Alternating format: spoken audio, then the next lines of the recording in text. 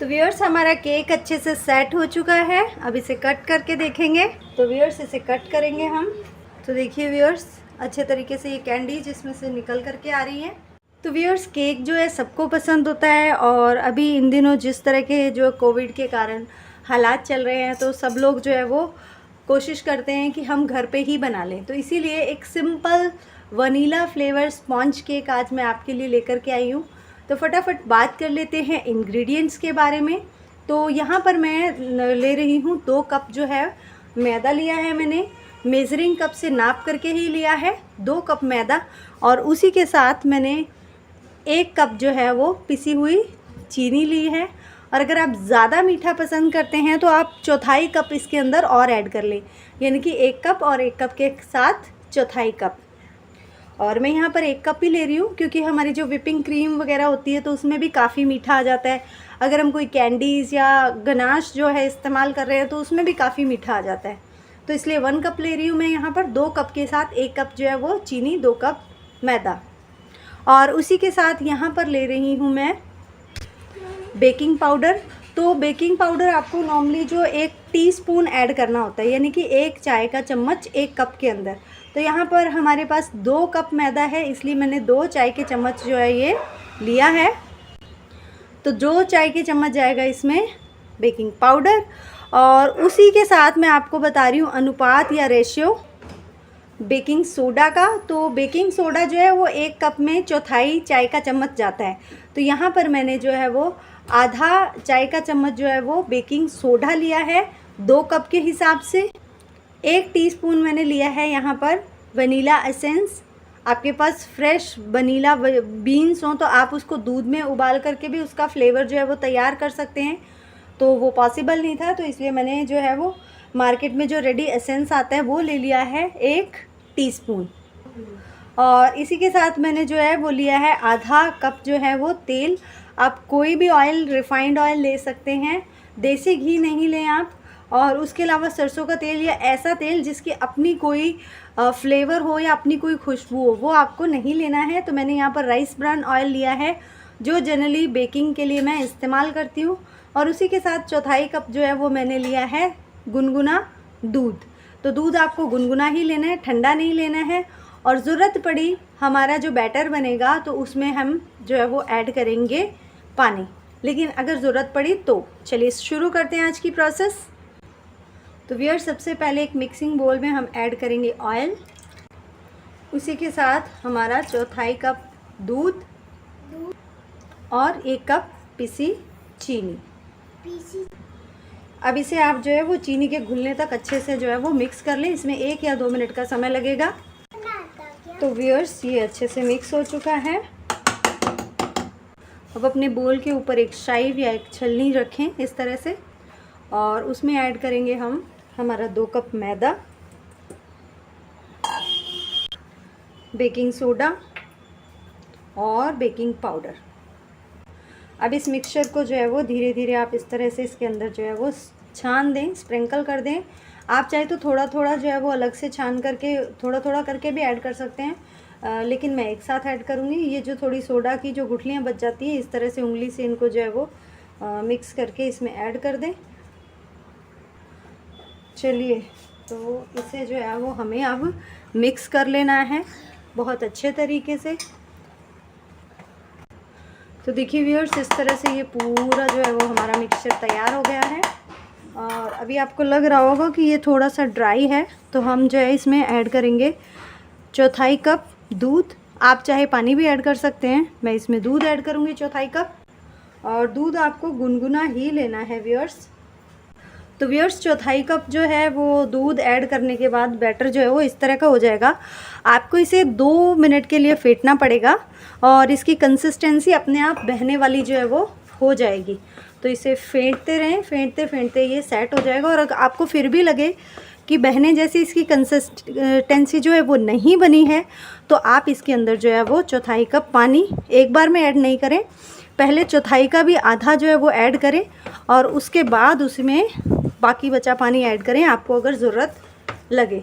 तो मैं इसे इसी तरह से फेंटूंगी 2 मिनट तक। तो व्यूअर्स मैंने इसमें चौथाई जो है कप पानी और ऐड किया है, क्योंकि मुझे ये बैटर काफ़ी गाढ़ा लग रहा था। और आपको जो है ना, ये जैसे रिबन के जैसे गिरता है ना बैटर, इस तरह की कंसिस्टेंसी बनानी है। इससे पतला नहीं होना चाहिए। अगर इससे पतला हो गया तो क्या होगा, तो जो केक है एक बार तो अच्छा फूल जाएगा, लेकिन जैसे उसको आप रूम टेम्परेचर पे ठंडा होने के लिए छोड़ेंगे या फ्रिज में रखेंगे तो वो स्पंज जो है वो वापस जो है वो बैठ जाएगा। तो मतलब जितना फूला हुआ केक है उतना फूला हुआ आपका केक जो है वो नहीं रहेगा। अब हम इसमें ऐड कर देंगे हमारा फ्लेवर वनीला एसेंस और फटाफट इसे मिक्स करके एक टिन में ट्रांसफ़र करेंगे। तो व्यूअर्स, यहाँ मैंने जो टिन है उसमें जो है इस तरह से बटर पेपर लगा लिया है। इसको भी थोड़ा ऑयल से ग्रीस कर लिया है। अगर आपके पास बटर पेपर नहीं हो तो पूरे टिन को जो है वो ऑयल से ग्रीस करने के बाद आप जो है इसके अंदर थोड़ा सा मैदा बुरक लें और इसे जो है वो अच्छे से जो है वो मैदे को एक्स्ट्रा को इस तरह से झाड़ दें। तो व्यूअर्स, अब जो हमारा बैटर है इसे हम ऐड कर देंगे हमारे बोल के अंदर, जो बेकिंग टिन है उसके अंदर अच्छे तरीके से।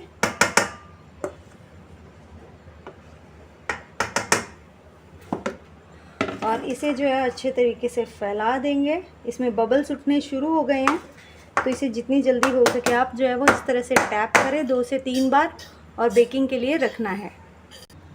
तो व्यूअर्स, मैंने पहले से ही जो है वो कढ़ाई मैंने रख दी है। आपके पास कोई भी इस तरह का बर्तन या कढ़ाई हो उसका इस्तेमाल आप कर सकते हैं बेकिंग के लिए। ज़रूरी नहीं है आपके पास माइक्रोवेव या अवन हो, आप बिना अवन के जो है वो केक बना सकते हैं।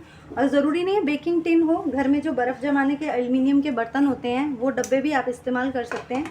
तो बड़े ही आराम से जो है वो इसके अंदर आप इसको जो है वो सेट कर दें।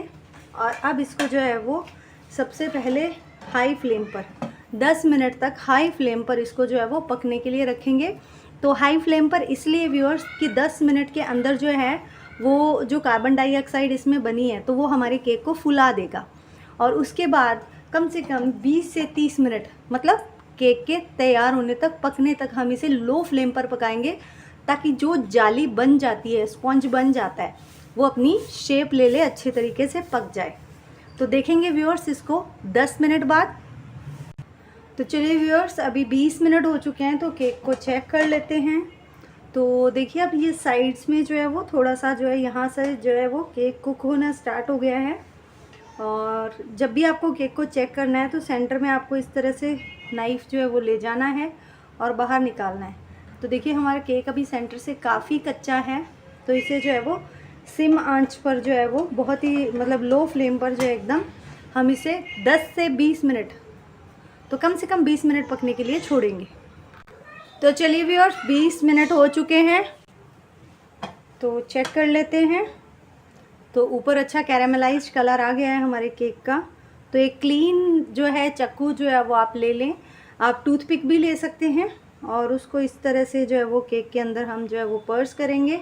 और देखिए केक दोनों तरफ से जो अगर नाइफ़ को देखें तो बिल्कुल साफ़ है और केक हमारा बिल्कुल रेडी हो चुका है। अब जो है फ्लेम को आप ऑफ़ कर दें तो ऊपर से भी ये अच्छा कैरामलाइज्ड कलर आ जाए। इसके लिए ढक करके इसी की गर्मी में हम जो है वो कढ़ाई में छोड़ देंगे और 10 मिनट 15 मिनट बाद जो है कढ़ाई से निकालेंगे। हम इसको रूम टेम्परेचर पर रखेंगे ठंडा होने के लिए। तो व्यूअर्स, ये जो है ठंडा हो चुका है स्पंज, लेकिन अभी हम इसे फ्रिज में जो है अच्छे तरीके से बिल्कुल ठंडा होने के लिए रखेंगे और उसके बाद आइसिंग करेंगे।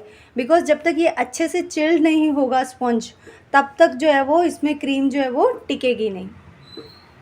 तो चलिए व्यूअर्स, यहाँ मैंने 500 ml जो है वो व्हिप्ड क्रीम ले ली है। तो मैं यहाँ पर जो है रेड, येलो और ग्रीन 3 कलर यूज़ करने वाली हूँ।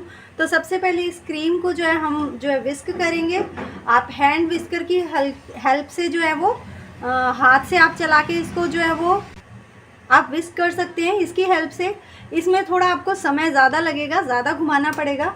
और अगर के आपके पास जो है ब्लेंडर है तो आप ब्लेंडर का इस्तेमाल भी कर सकते हैं। तो इसे सॉफ्ट पीक आने तक जो है हमें ब्लेंड करना है। तो आप इसे लगातार चलाते हुए इस तरीके से जो है वो बीट करेंगे जब तक कि सॉफ्ट पीक जो है इसमें आने ना लगे। तो अभी देखिए बिल्कुल ये ढल रहा है। तो देखिए व्यूअर्स, लगातार 15 मिनट फेंटने तक जो है इसमें एक सॉफ्ट पीक जो है वो आने लग गए हैं। अब इस क्रीम को हमें जो है रेफ्रिजरेटर में रखना होगा 15 से 20 मिनट के लिए रेस्ट करने के लिए, लेकिन उससे पहले हम जो है कलर तैयार कर लेंगे। तो देखिए व्यूअर्स, मैंने अलग जो है क्रीम निकाल ली है जिसको मुझे कलर करना है। तो मैंने यहाँ पर रेड येलो, रेड से मैंने पिंक और एक येलो कलर यूज़ करके लाइट येलो कलर जो है वो बनाया है मैंने। और यहाँ पर जो है मैं ग्रीन कलर ले रही हूँ और कुछ ड्रॉप्स जो है इसके अंदर ऐड करूँगी और हम लाइट ग्रीन कलर जो है इसका बनाएंगे। ये पूरी तरह से ऑप्शनल है व्यूअर्स, आप बिना कलर के भी क्रीम को रख सकते हैं। और इसे जो है कट एंड फोल्ड मेथड से जो है वो हम मिक्स कर लेंगे। तो इस तरह से आपकी ये जो कलर्ड क्रीम है वो तैयार हो जाएगी। इस तरह से ये लाइट ग्रीन कलर मैंने रेडी कर लिया है। इसी तरह से मैंने एक पिंक कलर जो है, red colour, food colour add करके जो है वो कर लिया है तैयार। और इसी तरह से येलो कलर जो है वो मैंने रेडी कर लिया है। तो इस तरीके से आप घर पे आसानी से इन क्रीम को जो है वो तैयार कर सकते हैं। उसके अलावा गार्निश के लिए मैं क्या क्या यूज़ कर रही हूँ या डेकोरेशन के लिए क्या क्या यूज़ कर रही हूँ वो भी आपको बता देती हूँ। और इसी के साथ व्यूअर्स, मैंने कैडबरी चॉकलेट को जो है वो लिया है और इस तरह से सेलोफिन शीट के अंदर जो है मैंने इसको यहाँ अच्छे तरीके से प्रेस कर दिया है। और व्यूअर्स, इसे मैं जो है इस तरह से रोल करूँगी। मैंने ये मेरी बेटी का जो है टॉय वाला जो है वो बेलन ले लिया है, तो इसे रोल करके मैं इसे फ्रीजर में रख दूँगी। ये जम जाएगा, अपनी यूनिक शेप ले लेगा। और उसके अलावा मैं कुछ कलरफुल कैंडीज़, जैसे ये ग्लूकोज कैंडीज़ है, बाज़ार में आसानी से मिल जाती हैं। कुछ कलरफुल जेम्स है, मैं ले रही हूँ इसको डेकोरेशन करने के लिए। और इसके अलावा चोको चिप्स भी आप यूज़ कर सकते हैं। तो व्यूअर्स, हमारा स्पॉन्ज जो है बिल्कुल ठंडा हो चुका है, तो हम इसे उस ऊपर से इस तरह से जो है वो इसकी ऊपरी परत जो है वो निकाल लेंगे बड़े आराम से। ये इसलिए ज़रूरी है कि जो शुगर सिरप हम ऐड करने वाले हैं वो आसानी से जो है वो ये सोख ले। अब इस पूरे स्पॉन्ज को हम जो है वो 3 हिस्सों में जो है वो 3 लेयर्स में कट कर लेंगे। और मैंने ये शार्प ब्लेड लिया है जो जनरली आरी में यूज़ होता है। मुझे इससे आसानी होती है। अगर आपके पास एक शार्प नाइफ़ है आप उसका यूज़ कर सकते हैं, पर मुझे ये सबसे बेस्ट लगता है। तो इसे 3 हिस्सों में हम काटेंगे। तो लीजिए व्यूअर्स, हमें इसको जो है 3 लेयर में जो है वो कट कर लिया है। 1 और ये 2 और ये 3 लास्ट वाली। तो व्यूअर्स, चलिए स्टार्ट करते हैं स्टेप बाय स्टेप आइसिंग। तो सबसे पहले मैं आपको बताना चाहूँगी, यहाँ पर मैंने एक कटोरी में जो है शुगर सिरप बना लिया है। सिंपल चीनी को मैंने पानी में घोल लिया है। शुगर सिरप जो है केक को मॉइस्ट करने के लिए ज़रूरी होती है। तो सबसे पहले जो सबसे लास्ट की जो लेयर है जिसमें क्रस्ट रहता है उसे हम यूज़ करने वाले हैं। तो सबसे पहले यहाँ पर थोड़ा सा जो शुगर सिरप है उसको यहाँ पर आपको स्प्रिंकल कर देना है, अप्लाई कर देना है। इस लेयर के नीचे आप जो है वो क्रीम भी अप्लाई कर सकते हैं। तो इस तरह से जो है एक क्रीम की हल्की सी लेयर जो है वो आप इसके ऊपर लगा दें। तो अब नेक्स्ट स्टेप जो करना है, इस परत के ऊपर हम जो है इस शुगर सिरप को जो है वो इस तरह से लगा देंगे। व्यूअर्स, आपसे सारे बेसिक्स मैं इस केक के शेयर करने वाली हूँ कि एक बेसिक केक कैसे बनता है। और इसी तरह से जो है वो आप अलग अलग फ्लेवर के केक भी जो है वो बना सकते हैं। आगे आने वाली वीडियोस में मैं आपके साथ शेयर करूँगी। तो अच्छा सा मॉइस्चर इस परत के ऊपर आप दे करके अब इसके ऊपर क्रीम की एक अच्छी लेयर लगा देंगे। जितनी मोटी तकरीबन हमारे केक की लेयर है उतनी क्रीम की लेयर होनी चाहिए। तो व्यूअर्स, इस तरह से मैंने इसको जो है इस पर फैला दिया है। आप अच्छे से इसे जो है फैला दें। तो चलिए व्यूअर्स, अब हम जो है वो नेक्स्ट लेयर हम इसके ऊपर अप्लाई कर लेते हैं। सेम प्रोसेस रहेगा, इसके ऊपर भी हम शुगर सिरप को जो है वो अच्छे तरीके से अप्लाई करेंगे। और शुगर सिरप को अप्लाई करने के बाद हम इसमें जो है वो क्रीम लगाएंगे। तो चलिए व्यूअर्स, अब जो है हमारी थर्ड लेयर है, इसको सेट कर लेते हैं।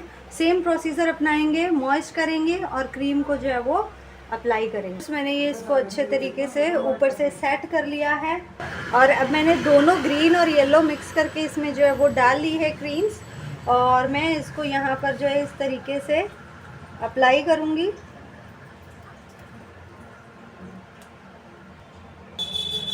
अब टॉप पर डिज़ाइन बनाने के लिए तो व्यूअर्स, इस तरह के छोटे छोटे फ्लावर्स जो है वो आप बना सकते हैं। आप जिस तरह का भी डिज़ाइन चाहें इसके ऊपर बना सकते हैं। तो व्यूअर्स इस तरह से आप चाहें तो इसको पूरा फिल कर सकते हैं। तो लीजिए व्यूअर्स, आपका बेसिक सरप्राइज वनीला केक जो है वो रेडी हो गया है। सर्व करने से पहले इसे जो है वो फ्रिज में रखेंगे सेट होने के लिए कम से कम 1-1.5 घंटा। तो व्यूअर्स हमारा केक अच्छे से सेट हो चुका है। अब इसे कट करके देखेंगे। तो व्यूअर्स इसे कट करेंगे हम।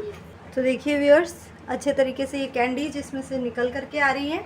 तो आपका सरप्राइज केक तैयार है। ये मेरी कैंडी है क्या?